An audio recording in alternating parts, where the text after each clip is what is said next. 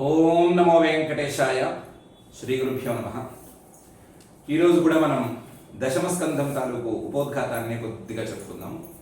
చాలా కొద్దిగానే చెప్పుకుందాం. ఇప్పటికి 9 స్కంధాలు అయినాయి. 9 స్కంధాలలో ఏ స్కంధానికి ఆ స్కంధంలో ప్రత్యేకించి ఆయా విషయాలని నిరూపణ చేసి పెట్టారు. అందులో 9వ స్కంధంలో రాజవంశాలను గురించి ప్రత్యేకించి ప్రస్తావన చేశారు. ఆ రాజవంశాలు సూర్యవంశాలు, చంద్రవంశాలు. ఆ సూర్యవంశరాజుల్లో ఎవరెవరున్నారు, చంద్రవంశరాజుల్లో ఎవరెవరున్నారు అని చెప్పుకుంటూ వచ్చారు. ఆ చంద్రవంశరాజుల్లో యదువు గారు ఉన్నాడు, యయాతి గారి కొడుకు యదువు గారు. ఆ యదువు గారి యొక్క వంశంలో మధువు గారిని వచ్చాడు, తర్వాత కృష్ణి అని ఆయన వచ్చాడు. వాళ్ళ వంశంలో క్రమంగా దేవమీఢుడు అనేటువంటి మహానుభావుడికి ఆయన వచ్చాడు. ఆ దేవమీఢుడు అనే ఆయనకి శూరుడు అనే ఆయన కొడుకు, శూరుడికేమో వసుదేవుడు కొడుకు. ఆయనకి కొడుకుగా పరమాత్మ అవతరించాడు అని చెప్పి ఆ పరమాత్మ అవతారము, లీలా విశేషాలు వీటిని గురించి ప్రస్తావన చేయడానికి కొత్తగా స్కంధాన్ని ప్రారంభిస్తున్నారు అని ఒక దారి, ఒక తీరు. ఆ తీరులో మనం సుమారుగా అర్థం చేసుకున్నాం. ఇది కాక పరమాత్మతత్వాన్ని రకరకాలుగా వర్ణన చేసుకుంటూ వస్తూ ఉండగా మధ్యలో ఆయన పరీక్షిత్తు గారు నాకు వంశాలను గురించి సరిగ్గా విస్తృతంగా చెప్పు అని అడిగేసరికి పోన్లే దీనికి ఉపోద్ఘాతంగా పనికొస్తుందిలే అని అనుకుని గత స్కంధం గురించి చెప్పారు. గత స్కంధంలో వంశాలను గురించి చెప్పారు అని కూడా అనుకున్నాము. కాబట్టి తత్వాన్ని గురించే చెప్పదలుచుకున్నటువంటి ప్రస్తావనలో ప్రసంగాత్ ఈ వంశ ప్రస్తావన వచ్చింది. అసలు చెప్పవలసింది తత్వమే కాబట్టి తత్వాన్ని గురించి మళ్ళీ చెప్తున్నారు అని అనుకోవచ్చు. మధ్యలో ప్రసంగా కనుక ఏదైనా ఒకటి చేరితే అది పక్కకి జరిగితే మళ్ళీ యథాప్రకారం చెప్పదలుచుకున్నటువంటి విషయమే రావాలి, దాని ప్రకారమైనా వస్తుంది. ఇది కాక పురాణ లక్షణాలను గురించి చెప్తూ శ్రీమద్ భాగవతంలోనే అత్ర సర్గో విసర్గశ్చ అనే తీరులో శ్లోకాన్ని చెప్తూ లక్ష్యం అనేటువంటి ఒక పురాణ లక్షణం ఒకటి ఉంది అని చెప్పారు. ఆ పురాణ లక్షణాన్ని, లక్ష్యం అనేటువంటి పురాణ లక్షణాన్ని ఈ స్కంధంలో చూపిస్తున్నారు అని కూడా మనం అర్థం చేసుకోవచ్చు. దీన్నే శ్రీధర స్వామి వారు అని శ్రీమద్ భాగవతానికి వ్యాఖ్యానం రాసినటువంటి పెద్ద మనిషి దశమే దశమం లక్ష్యం ఆశ్రితాశ్రయ విగ్రహం క్రీడత్ యదుకులాంబోధౌ పరానందముదీర్యతే అని ప్రారంభించి చెప్పారు. ఈ దశమ స్కంధంలో లక్ష్యం అనేటువంటి అంశాన్ని గురించి బాగా ప్రస్తావన చేస్తున్నారు. ఈ లక్ష్యాన్ని ఎలా చూపిస్తున్నారు అంటే ఆశ్రితాశ్రయ విగ్రహం. పరమాత్మతత్వమే ఈ లక్ష్యం. ఆ పరమాత్మతత్వాన్ని చెప్పడం కోసమే అసలు మొత్తం గ్రంథం ప్రారంభమైంది. ఆ పరమాత్మతత్వం తప్ప మిగతావన్నీ కూడా ఆశ్రితాలు, ఏదో ఒక వస్తువుని ఆశ్రయించుకుని ఉండవలసినటువంటివి. పరమాత్మతత్వం కాక మిగతావన్నీ కూడా ఆశ్రితాలే. పరమాత్మతత్వం మాత్రం ఆశ్రితం కాదు, అది మిగతా వాటికి ఆశ్రయంగా ఉండేటువంటిది. ఈ ఆశ్రితమైనటువంటి జగత్తు మొత్తానికి లేదా ఆశ్రితాలైనటువంటి జగత్తులోని పదార్థాలన్నిటికీ ఆశ్రయమైనటువంటి ఆ పరమాత్మతత్వం అనేది గనక ఒక విగ్రహం శరీరాన్ని ధరించి వస్తే, శరీరాన్ని ధరించి మానవ మాతృల్లాగా వ్యవహరిస్తే ఎలా ఉంటుందో దాన్ని చూపించడానికి ఈ దశమ స్కంధం ప్రారంభిస్తున్నారు. అది ఎందుకు చూపించడం అంటే బహుశా అనిపిస్తుంది, ఈ మనిషిగా పుడితే తెలుస్తుంది ఇందులో ఏం కష్టాలు ఉన్నాయి, ఏం కన్నీళ్ళు ఉన్నాయి, ఏం ఇబ్బందులు ఉన్నాయి, సాధన చేసుకోవడానికి ఎన్ని ఇబ్బందులు ఉంటాయి, లేదా వేరే ఏమైనా కొత్తగా ముముక్షుత్వం లాంటివి అనుకోవాలంటే ఏమేమి కష్టాలు ఉంటాయి అని తెలుస్తుంది. మనిషిగా పుట్టకుండా ఏదో తత్వంగానో మరొక రకంగానో ఉంటే ఏం తెలుస్తుంది అనే స్వభావం ఉన్నవాళ్ళు కదా. అలాంటి వాళ్ళకి మనిషిగానే అవతరించి చూపించి, మనిషిగా ఉంటే ఇవన్నీ కష్టాలన్నీ ఉంటాయి, నాకు ఉన్నాయి కష్టాలు, నాకు ఉన్నాయి ఆటలు, నాకు ఉన్నాయి కన్నీళ్లు, నాకు ఉండే ఇబ్బందులు, ఏమి ఇబ్బందులు ఉన్నా సరే నేను ఎప్పుడూ ధర్మం తప్పను. వ్యవహార దశలో ఏ ఇబ్బందులు ఉన్నా సరే నేను ఎప్పుడూ కూడా నా తత్వాన్ని నుంచి క్షణం కూడా బయటికి రాను అని చూపించడానికి అన్నట్లుగానే ఆయన అవతరించాడు. ఆశ్రితాశ్రయ విగ్రహంగా ఆయన అవతరించాడు అని చెప్పుకోవాలని అనిపిస్తోంది. అయితే ఈ ఆశ్రితాశ్రయ విగ్రహం ఈయన క్రీడత్ యదుకులాంబోధౌ, యదుకులం అనేటువంటి సముద్రంలో చంద్రుల్లాగా వచ్చి యదుకులంలోనే పేరు గాంచి, ఆ పేరుగాంచిన యదుకులంలోనే తాను పేరుగాంచి అక్కడే ఆటలాడుకుంటూ హాయిగా కాలం గడిపినట్లుగా తెలుస్తోంది ఈ దశమ స్కంధంలో.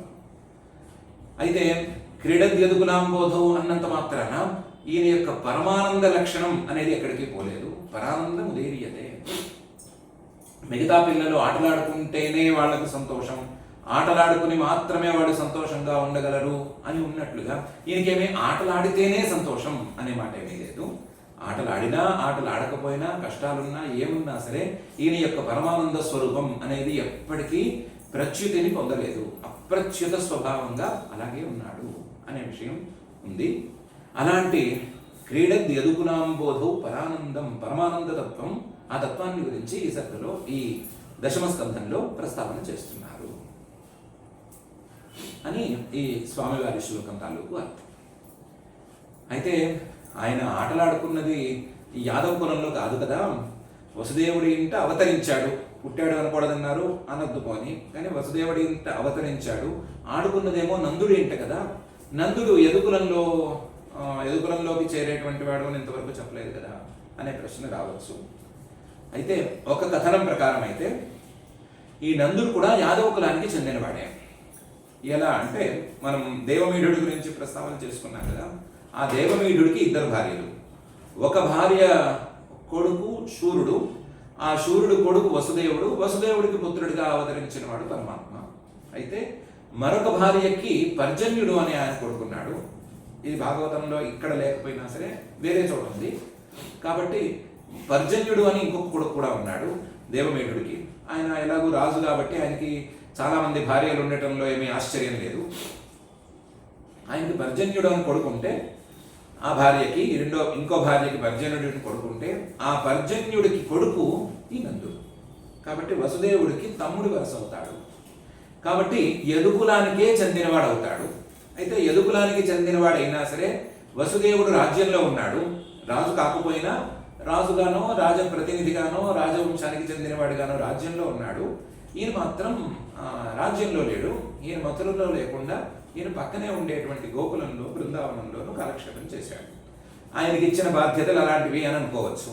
ఆయనకి గోకులం మీద ఆధిపత్యం ఇచ్చారు, అందుకనే ప్రజాధిపతి అని కూడా పేరుంది ఆయనకి. గోకులం మీద ఆధిపత్యం ఇచ్చేసరికి ఆయన అక్కడికి వెళ్ళాడు. అక్కడ ఉన్న యాదవ కులానికే చెందినటువంటి నందుడి ఇంట ఈయన పెరిగాడు. ఇది వ్యవహారం. కాబట్టి క్రీడద్ యదుకులాంబోధౌ అనేది ఆ దృష్టితో చూసినప్పుడు చక్కగానే పొసుగుతాం. ఇలా యాదవ కులంలో అవతరించి యాదవ కులంలోనే చక్కగా ఆడుకున్నటువంటి ఆ శ్రీకృష్ణ పరమాత్మ యొక్క విశేషాలను ఈ స్కంధం ప్రస్తావన చేస్తుంది. ఈ స్కంధంలో మొత్తం 90 అధ్యాయాలు ఉన్నాయి. ఈ స్కంధాన్ని 3గా విభజించుకోవచ్చు, 3+గా కూడా విభజించుకోవచ్చు. 3గా విభజించుకునే మాట అయితే శ్రీకృష్ణుడి యొక్క గోకుల లీలలు మొదటి భాగం, శ్రీకృష్ణుడి యొక్క మథురా లీలలు 2వ భాగం, శ్రీకృష్ణుడి యొక్క ద్వారకా లీలలు 3వ భాగం అని విభాగం చేసుకోవచ్చు. దీన్నే ఇంకో రకంగా కొంచెం విస్తృతంగా విభాగం చేసుకుని చూసుకుంటే మొదటి 4 అధ్యాయాలు ప్రస్తావన తాలూకు అధ్యాయాలు. బ్రహ్మగారి దగ్గరికి గో రూపంలో భూమి వెళ్ళటము, నా మీద భారం పెరిగిపోయింది, నాకు భారం తగ్గించండి అని మొరపెట్టుకోవటము, ఆయనేమో పరమాత్మకి నివేదించటము, పరమాత్మకి ఏదో మెసేజ్ ఇవ్వటము, దాని ప్రకారం ఆయన ఏర్పాట్లు చేసి దారి చూసుకోవటము, ఇలాంటి ప్రస్తావనలన్నీ శ్రీకృష్ణావతారం వరకు ఉండేటువంటి ప్రస్తావనలన్నీ ఈ 4 అధ్యాయాల్లో ఉన్నాయి. తర్వాత 35 అధ్యాయాలలో గోకులంలో పరమాత్మ చేసినటువంటి లీలల గురించి ఉన్నాయి. ఈ 35 అధ్యాయాలలో విస్తృతంగా ఆయన చేసిన లీలలు, ఆటలే కావచ్చు, శిక్షలే కావచ్చు, మరొకటే కావచ్చు, చివరికి రాసకేళి కావచ్చు, అన్నీ ఉన్నాయి. అందులో 5 అధ్యాయాలు రాసకేళికి సంబంధించినవి, రాసపంచాధ్యాయి అనే దానికి పేరు. 5 అధ్యాయాల్లో అని ఉంటే మిగతావన్నీ కూడా ఆయా లీలలు ఉన్నాయి. ఇంకపోతే 3వది, ఒక అధ్యాయంలో అక్రూరుడు చేసినటువంటి శ్రీకృష్ణ స్తుతి అనేటువంటి అంశం ఉంది. ఈ అధ్యాయంలో అక్రూరుడు యమునా తీరంలో శ్రీకృష్ణుడిని భక్తిగా స్తుతి చేశాడు, ఆ ప్రస్తావన ఉంది. ఇది కాక 11 అధ్యాయాల్లో మథురా నగరంలో శ్రీకృష్ణుడు చేసినటువంటి లీలలు, విశేషాలు అవన్నీ ఉన్నాయి. ఇవి కాక మిగతా 39 అధ్యాయాల్లో ద్వారకా నగర నిర్మాణానికి కావలసినటువంటి ప్రాతిపదిక, ద్వారకా నగరం అనే దాన్ని ఎందుకు వీళ్ళు నిర్మాణం చేయవలసి వచ్చింది, ఆ ప్రస్తావన ఎందుకు వచ్చింది, ఎలా చేశారు, నిర్మాణం ఎలా చేయించారు, అక్కడికి వెళ్ళిన తర్వాత జరిగినటువంటి సంఘటనలు ఏంటి, ఇవన్నీ కూడా ఉన్నాయి. మొత్తం మీద ఇది ఇక్కడ ఉండేటువంటి విషయాల గురించిన సాధారణ ప్రస్తావన. 3గా విభజించుకున్నా, మనం అనుకున్న 5గా విభజించుకున్నా, లేదా పూర్వార్ధం ఉత్తరార్ధం అనే విభాగంలో చూసుకున్నా సరే, ఎలా చూసుకున్నా ఇవన్నీ ఉన్నాయి. ఇందులోనే రుక్మిణి కళ్యాణం ఉంది, ఇందులోనే రకరకాల కళ్యాణాలు, వివాహాలు, నరకాసుల సంహారం అన్ని అన్ని అన్ని కూడా ఇందులోనే ఉన్నాయి. ఈ వీటితో కూడినటువంటి 90 అధ్యాయాల పెద్ద స్కంధం ఇది. యావరేజ్ స్కంధం చూసుకున్నట్లయితే గనక సాధారణ స్కంధంలో ఉండే శ్లోకాల సంఖ్యకి 2 శ్లోకాల సంఖ్య ఖచ్చితంగా ఇందులో ఉంది. 3500 శ్లోకాలకు పై చిలుపు ఉండేటువంటి స్కంధం ఇది. పెద్ద స్కంధం, ఎక్కువ కాలం పట్టేటువంటి స్కంధం, ఎక్కువ విషయాలు ఉండేటువంటి స్కంధం. సాధారణ లీలామాత్రంగా సాధారణ కథల్లాగా కనిపిస్తూనే అందులో తత్వాన్ని రంగరించి కలబోసేటువంటి స్కంధం ఇది. ఈ స్కంధాన్ని మనం చాలా శ్రద్ధగా, భక్తిగా, ఆసక్తిగా అధ్యయనం చేసుకున్నాము. మనకి అలాంటి శ్రద్ధ, అలాంటి భక్తి, అలాంటి ఆసక్తి కలిగించాలని అతులిత కరుణా వరుణాలయుడైనటువంటి శ్రీనివాస పరమాత్మని భక్తిగా ప్రార్థించుకుందాము.